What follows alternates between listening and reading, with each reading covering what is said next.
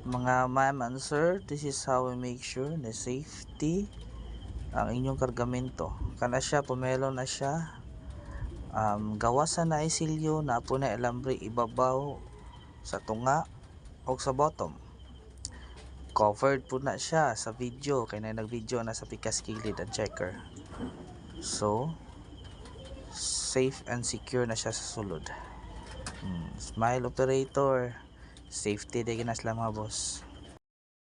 Yan po, a much better view of making sure na selyado yung mga kargamento.